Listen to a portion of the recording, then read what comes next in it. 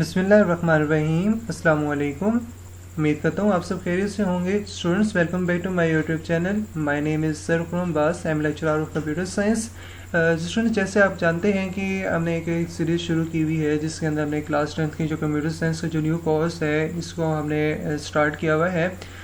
इसके अंदर हमने चैप्टर नंबर 1 को हमने डिस्कस किया था। इस चैप्टर नंबर 1 के अंदर हमने सारी जो वीडियोस जो अब तक जो जितने टॉपिक्स हम डिस्कस कर चुके हैं इसकी वीडियोस मेरे चैनल के ऊपर प्लेलिस्ट के अंदर मौजूद हैं। आने वाली सारी वीडियोस यहाँ पे अपलोड होती रहेंगी।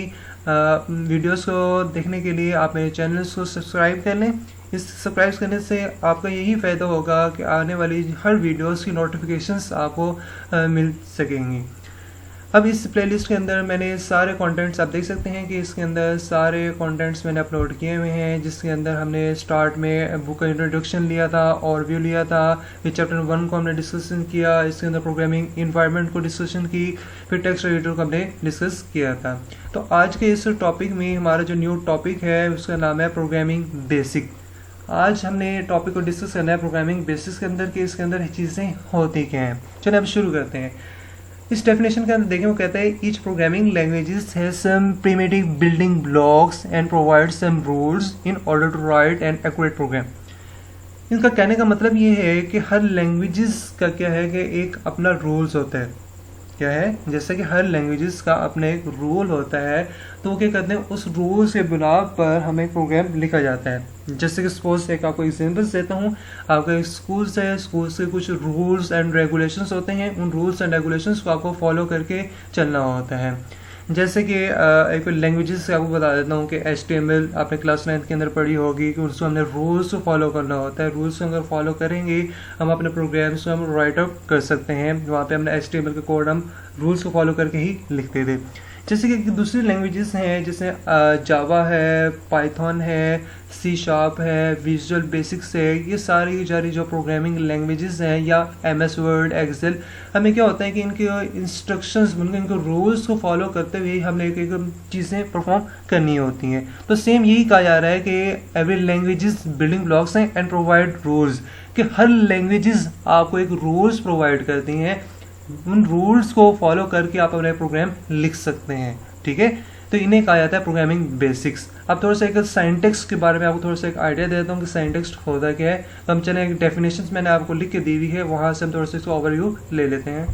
जी स्टूडेंट्स, यहाँ पे आप देख सकते हैं कि यहाँ पे एक सिंटैक्स की एक डेफिनेशंस लिखी हुई है। इस सिंटैक्स के अंदर देखिए कि मैंने एक डेफिनेशन बता दी है। क्या है, द सेट ऑफ रूल्स के एक रूल्स का एक set is known as the syntax of the languages. जो सेट ऑफ जो रूल्स का एक सेट होता है उसे कहा जाता है सिंटैक्स। ठीक है, अगेन मैं आपको रिपीट कर रहा हूँ। अब दूसरी डेफिनेशन से रिपीट कर देता हूँ आपको। The rules for writing program, कि वो रूल्स जिसको फॉलो करके हम अपने प्रोग्राम लिख सकते हैं उसे क्या कहेंगे, सिंटैक्स। होप सो आपको ये चीज़ अभी समझ आ गई होगी। हम थोड़ा सा अब आगे चलते हैं बुक के अंदर।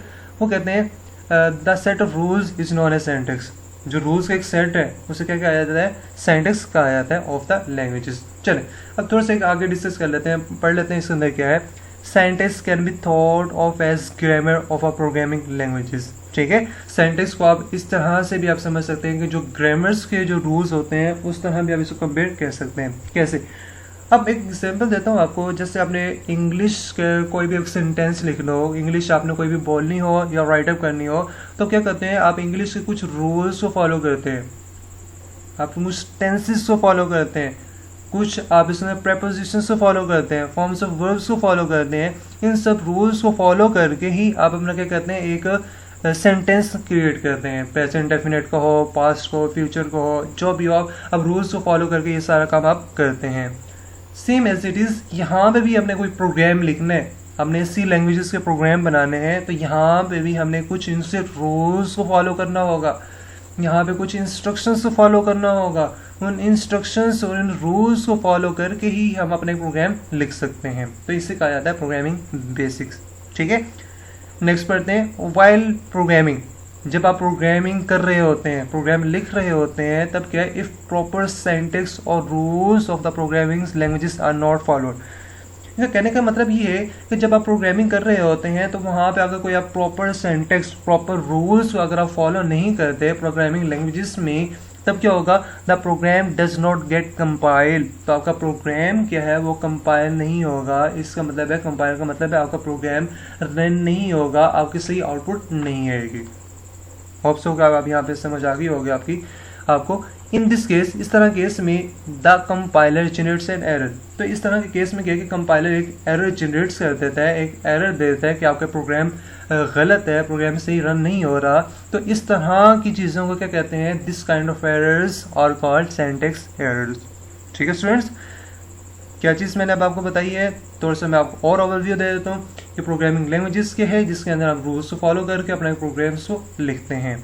ठीक है, उसे प्रोग्रामिंग बेसिक कहा जाता है। उसके बाद मैंने आपको बताया द सेट ऑफ रूल्स, जो रूल्स का एक सेट होता है उसे हम सिंटैक्स कहते हैं। तो यहाँ पे आपके दो डेफिनेशन आपकी बन गई।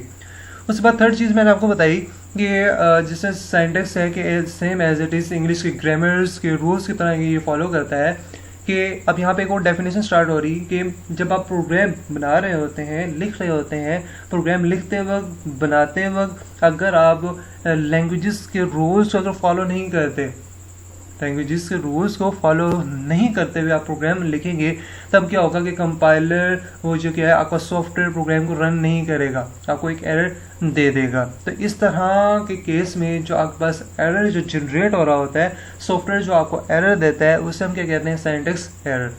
ठीक है स्टूडेंट्स, होप सो अब आपको यहाँ चीज़ समझ आ गई होगी। तो कौन कौन सी डेफिनेशंस होगी यहाँ पे, प्रोग्रामिंग बेसिक की डेफिनेशंस होगी, सिंटैक्स की डेफिनेशंस होगी और सिंटैक्स एरर की डेफिनेशंस होगी। सिंटैक्स एरर की कहाँ से स्टक है, वाइल प्रोग्रामिंग, यहाँ पे मैं आपको बता रहा हूँ, हाईलाइट कर रहा हूँ, वाइल प्रोग्रामिंग यहाँ से लेके आपने एंड तक इसका ऑल कॉल्ड सिंटैक्स एरर, यहाँ तक आपकी क्या है कि सिंटैक्स एरर की डेफिनेशंस हैं। ठीक है स्टूडेंट्स, चलें अब हम नेक्स्ट चलते हैं, अपना नेक्स्ट टॉपिक हम डिस्कस करते हैं रिजर्व वर्ड्स के ऊपर।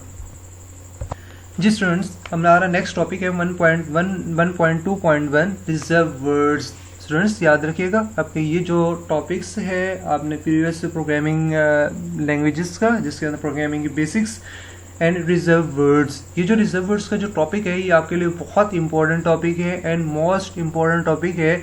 इस टॉपिक का समझना आपके लिए बहुत ज़रूरी है। अगर आपको ये टॉपिक्स आपको समझ नहीं आएगी तो आप प्रोग्राम्स बिल्कुल भी आप राइट अप नहीं कर सकते। अगर ये टॉपिक आपको यहाँ पे समझ नहीं आई तो नेक्स्ट आने वाले जो टॉपिक्स हैं उनकी कोई भी चीज़ आपको समझ नहीं आएगी।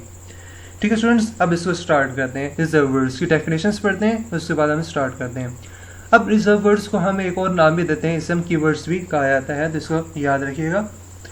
अब डेफिनेशन से देखें क्या कहते हैं, एवरी प्रोग्रामिंग लैंग्वेजेस, कि हर जो प्रोग्रामिंग लैंग्वेजेस है has a list of words that are predefined, कि ऐसी लैंग्वेजेस जिसके अंदर हमने कुछ वर्ड्स को प्री डिफाइंड कर दिया गया है, प्री डिफाइंड कर दिया गया है। कि इसका मतलब क्या है कि हमने एक सॉफ्टवेयर बनाया हुआ है, डेवलपर ने एक सॉफ्टवेयर बनाए हुए, प्रोग्रामर ने एक सॉफ्टवेयर बनाया हुआ, उस सॉफ्टवेयर के अंदर कुछ चीज़ें उसने बनाकर उसके अंदर फीड कर दी गई है, उसके अंदर स्टोर्ड कर दी गई हैं कि कोई भी अगर प्रोग्रामर कोई चीज़ यूज़ करना चाहे तो सिर्फ यही चीज़ यूज़ कर सकता है, इसके अलावा कोई और चीज़ यूज़ नहीं करेगा।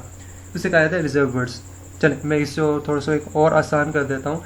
Each word has its specific meanings, कि हर वर्ड का एक ख़ास मतलब होता है जो कि कंपाइलर को ऑलरेडी बता दिया गया होता है। These words are known as reserve words या कीवर्ड्स। ठीक है, इन्हें रिजर्व वर्ड्स या कीवर्ड्स भी कहा जाता है। तो उससे मैं यहाँ पे भी आपको डेफिनेशन के ज़रिए बता देता हूँ ताकि आपको थोड़ा सा एक आइडिया हो जाएगा।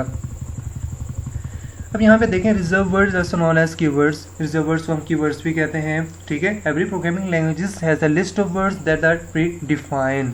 अब थोड़ा सा मैं आपको समझा देता हूँ यहाँ पे कि देखें, एक सॉफ्टवेयर है IT, हमने डेव C++ का एक सॉफ्टवेयर यूज़ किया था। अब उस सॉफ्टवेयर के अंदर यहाँ पे हमने इंस्ट्रक्शंस जो है हमारे पास रूल्स यहाँ पे हमने स्टोर्ड कर दिए हैं।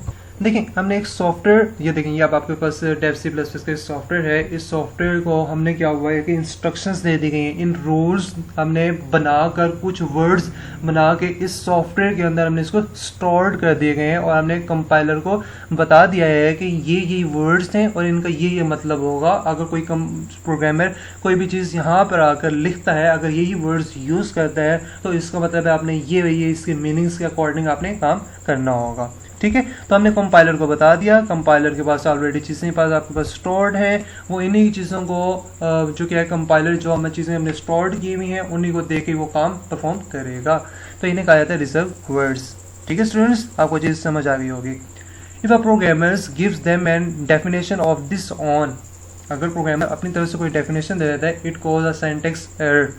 अगर प्रोग्रामर अपनी तरफ से कोई भी वर्ड्स यूज़ करेगा, अब यहाँ देखें मैं आपको रिजर्व वर्ड बताने जा रहा हूँ, इन वर्ड्स में से हटकर कोई भी वर्ड्स यूज़ किया जाएगा अपने प्रोग्राम्स के अंदर, तब वहाँ पे क्या होगा, एक एरर जनरेट हो जाएगा, आपके पास एक एरर्स आ जाएगा, कंपाइलर एरर दे देगा। क्यों एरर देगा? कि वो ये कहेगा कि जो मेरे पास जो इंस्ट्रक्शंस आए हुए हैं, जो मेरे पास जो रूल्स आए हुए हैं, जो मेरे पास वर्ड्स आए हुए हैं, उन वर्ड्स की मिलता जुलता आप कोई भी वर्ड्स यूज़ नहीं कर रहे, तो इसलिए मैं प्रोग्राम को रन नहीं कर सकता। तो ये आपको ये कह रहा है कि इससे मिलता जुलता कोई आप वर्ड्स हैं, तब मैं प्रोग्राम आपको रन करके दे दूंगा। तो ये हमारे पास रिजर्व वर्ड्स होते हैं, इसका यूज़ होता है और कंपाइलर इसका काम परफॉर्म करता है।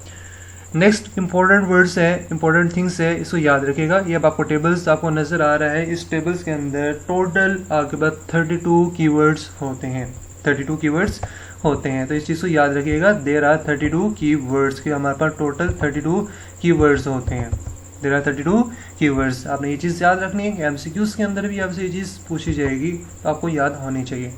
अब रिजर्व वर्ड्स क्या होते हैं, मैं थोड़ा सा आपको यहाँ पे वर्ड्स का आपको बता देता हूँ, जो आगे नेक्स्ट लेक्चर्स के अंदर ये चीज़ें यूज़ होगी। ऑटो का वर्ड यूज़ होगा, ब्रेक का वर्ड यूज़ होगा, हमारे पास जो CHAR, ये वाला जो करेक्टर है CHAR, ये वाला हम यूज़ करेंगे। उसके बाद हम इसके अंदर डबल को हम यूज़ करेंगे, ठीक है। उसके बाद हमने एल्स को यूज़ करना है, इसके अंदर फ्लोट को यूज़ करेंगे।